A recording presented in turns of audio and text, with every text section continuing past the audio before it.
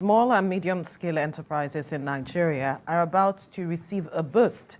This is because the Stephen Akintayo Foundation is set to launch its $5 million in 5 years grant to support about 1,000 SMEs. As an investment and personal finance growth coach, Dr. Stephen Akintayo is passionate about influencing budding entrepreneurs by teaching them the ropes in investment strategies. The aim of the initiative is to replicate his success as an entrepreneur while also teaching people financial mistakes to avoid. The initiative, which will run from 2023 to 2027 and was launched on Sunday, the 15th of January 2023, Dr. Stephen Akintayo, MD of GTEX Holdings and founder of the Stephen Akintayo Foundation, joins us now via Zoom. Thank you for joining us on TVC Breakfast. Thank you for having me. How are you doing today? Very well, thank you. Now, your foundation recently launched the $5 million fund for 5 years to support 1,000 SMEs. Talk to us about this, especially what inspired the creation of the fund. Well, thank you for having me. I started our company 15 years ago, and I started with just about 1,000 naira. And I knew how tough it was to scale because, I mean, to get a loan, to have anyone support you. I've had to shut down my offices many times during that 15-year period because I couldn't even afford to pay rent. And so as we begin to grow, we're not where we want to be, but we're not where we used to be. I felt that we gain a lot of experience, exposure, that we can pass on to younger entrepreneurs. So we started this during COVID-19 when we realized that a lot of businesses were struggling, but it wasn't this structured. So giving some people $1 million naira to support their business, some people 500,000. But now we've come up with a fund for the next 5 years that is very structured. It grows by the time. This year we're only giving 24 people. Next year, it's increased to 48. 2025, it increased to 120. And that's how it grows. So in total, we then have about 1,000 by 27. Now, could you give us a better insight, especially a breakdown of how the fund is to be dissipated in terms of percentage? Well, basically, what we've done is $5,000 grants per entrepreneur. The process is very simple. You apply on Akintayo University, MrAkintayoFoundation.com. That's the website to apply. We have different categories of applications. We have agriculture, we have renewable energy, we have tech, we have young artists. So we have different categories, about 12 of them. So you pick which one fits your own current business, and you can then apply. We shortlist top 50, and those top 50 will have opportunity to be promoted on my own platform, my email, and social media, so that we're also giving them visibility. And then from that top 50, we select top 10 that would pitch on an Instagram live. And from that top 10, we pick just 2 for this year. So every month, two people will be picked this year, and that accumulates into 24 for 2023. Now, next year, it's increased to 4 people per month. That gives us 48. The year after, it increased to 10 per month. And then the year after, it increased to 20. And like that till the 2027 when it's going to be elapsing. Hopefully, we may be able to extend it or not, but it's up to the organization funding. So majority of the fundings is coming from GTEX Homes, real estate arm, where we launch a 1,000 housing unit. So a portion of what's coming from that is going towards supporting these SMEs. Now that you have told us how you came about the funding, let's look at who are those that can take advantage of this. Are we looking at existing businesses or startups, and how many people can actually come together maybe as clusters, can they take advantage of this? Okay, very good question. So first of all, it's for startups, but they've started. We don't want just ideas. Ideas are good, but until they are, acted upon, they're just in the air. And many people also have similar ideas. So we're looking for people who have just started a business, but it has started. You've been able to demonstrate the value you bring to the marketplace. You have been able to demonstrate that people are willing to pay for that value. And then we're hoping that the $5,000 grant helps you to scale it even more. Those are the kind of people we're looking for. Of course, partners, if there are 2 founders or 4 founders who started the company, why not? They can apply, but it's just individual companies that are applying, not like a group of companies. We also advise that if your company is a bit stable, you don't need to apply, so that you give chance for a lot of other younger businesses to be able to leverage on it. We're also giving the money. It's not as if we have all the money. We're looking for money to build our houses as well. So everybody always needs money in business. But it's out of the little you're making. If you have a heart to say, can we channel a portion to still help as many people as we can? That's all we're doing. It's not as if we have money or we have everything all figured out. No. Right.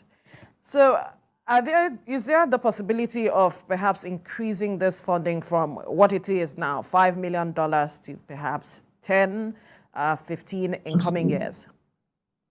Absolutely, yes. The answer is yes. We have a vision 2035. The goal is to build 25,000 housing. So we hope that the success of those projects becomes, what is able to help fund this grant and be able to even increase it.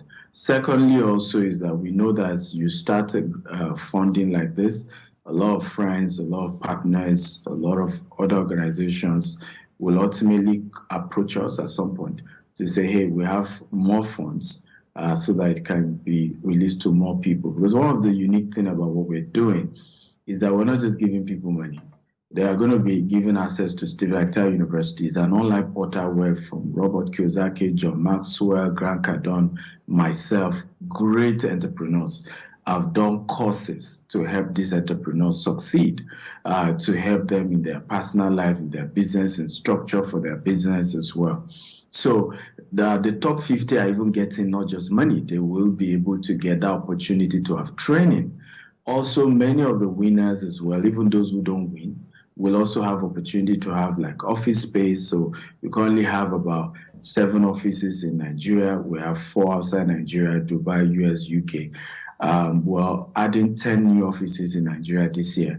So we're giving an opportunity for some of these people to also be able to use our office location as their office, because some of them can't even afford to have certain, offices in certain high, brow locations. And so these are part of what we're giving them. Also, is an apprenticeship opportunity, because you also will use that to be able to say how we are growing our business and pick a thing or two as to how you can replicate that in yours as well.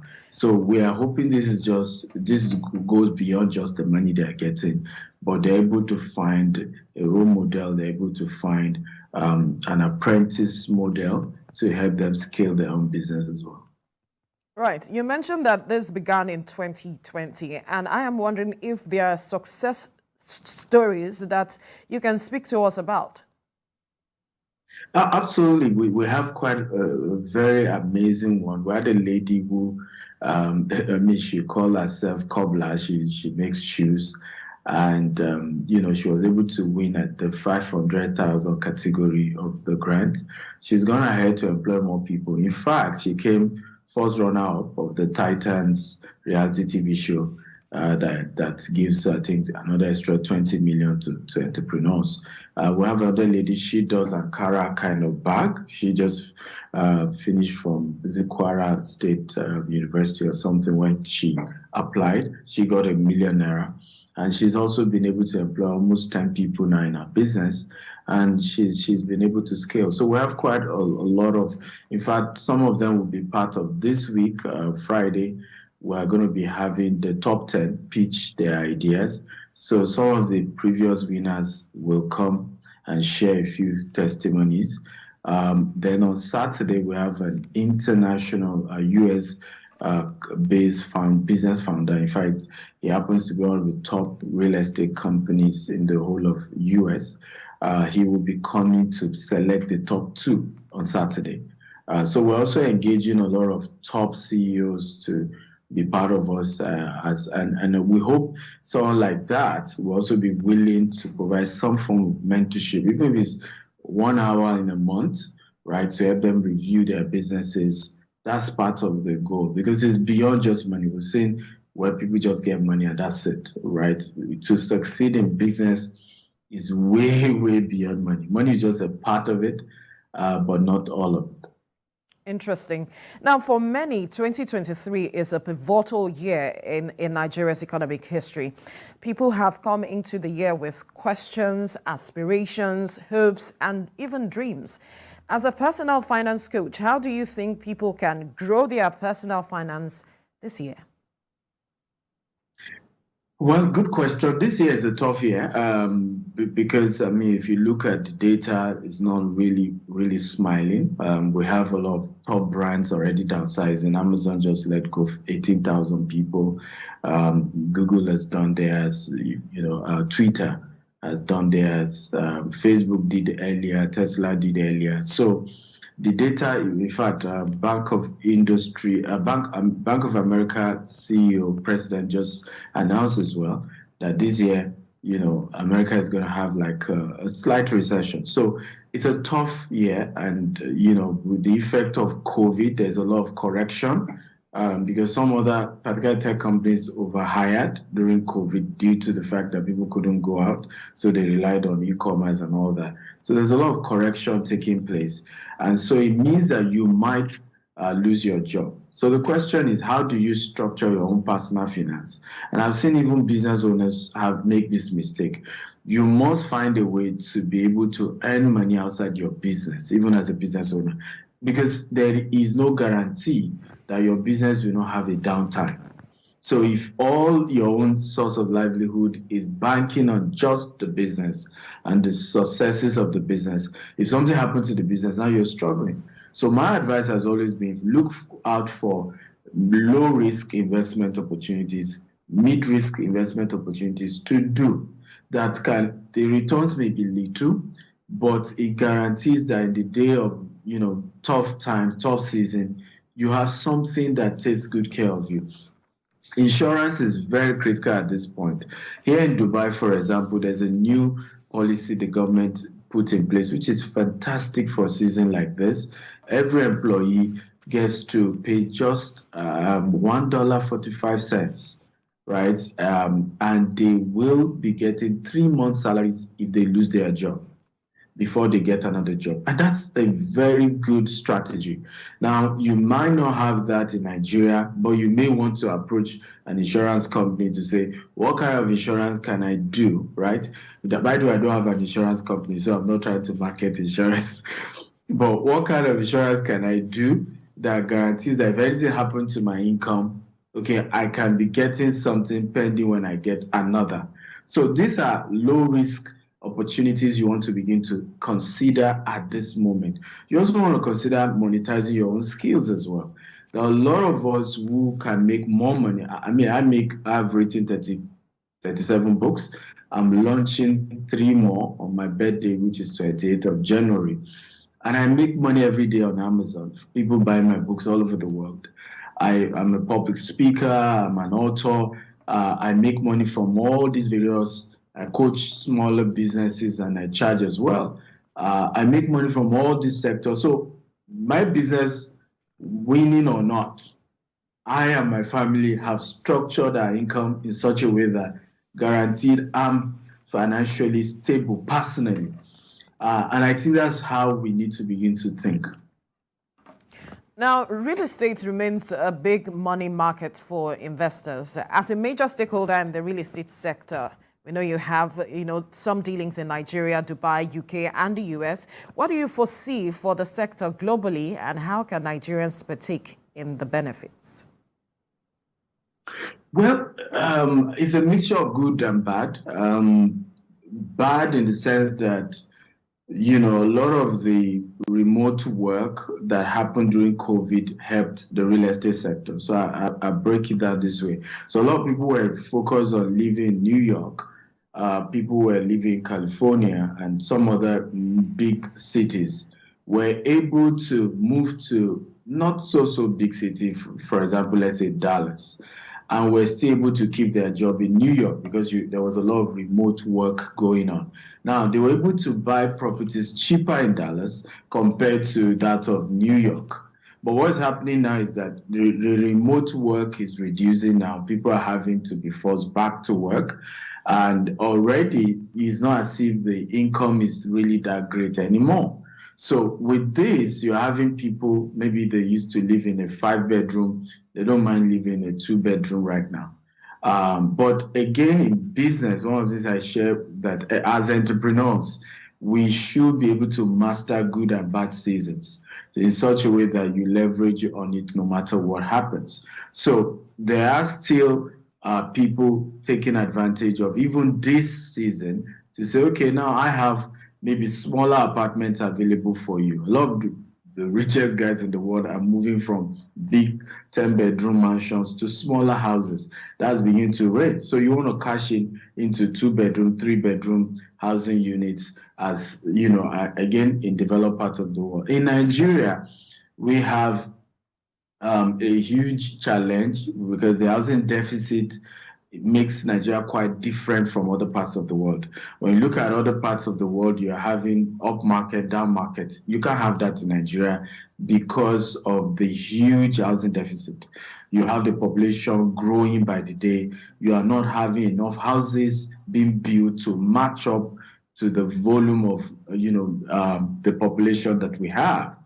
So that's becoming an advantage for real estate developers. But the major challenge, of course, in Nigeria is funding, because we were not necessarily able to access liquidity to be able to build as much houses as we want. I hope some program by maybe CBN, federal government, can come up that support real estate developers so that they can scale faster, build more houses, and also something to make the houses as well accessible. I won't even say affordable, accessible. Can I pay in 30 years instead of the current? Most mortgage companies in Nigeria are like between 10 to 15, and it's even difficult to access.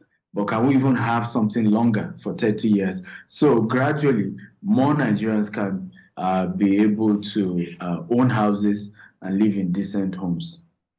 Now, you are for those who would like to buy or invest with GTEx Homes, what are the appropriate channels to go through? Well, they can visit our website, gtexhomes.com, our social media handles as well, or just call the office. If you Google GTEx Homes, you see the various branches, here in Dubai, US, UK, or Nigeria. We are very well spread in Nigeria, and we're even having more locations opening up in Nigeria as well. We are into houses, we're into land, and we're also into off-plans. Off-plans are the most accessible for us, being that we're able to use your money to build the houses gradually. And with this, the prices will be lower because you have a 3-year to pay us and 3 years for us to deliver your house to you. And no party is under pressure because the payment schedule is a lot more flexible.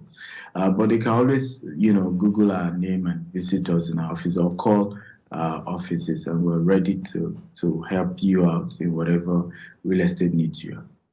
Now, as the 2023 elections approach, what is your hope in terms of the creation of new economic policies by the new dispensation, especially as it relates to business and entrepreneurs? Well, good news is that the 3 top candidates, with all due respect to other candidates, are very friendly to entrepreneurship. When you look at the APC candidate, PDP candidate, and the Labour candidates, they all have that, entrepreneurship exposure. And so for me, I'm very positive. In fact, I encourage people to go bullish. Even for us, we're expanding more in our real estate investment in Nigeria because we know that whichever party wins, these are people who are more people who are pro business in terms of policies formation, and I am very positive that we're going to have an economically buoyant Nigeria after the election. I'm very positive about it. All right. We'll have to leave the conversation here now, but we must thank you, serial entrepreneur and founder of GTEX Holdings, Dr. Stephen Akintayo, for your time on the program.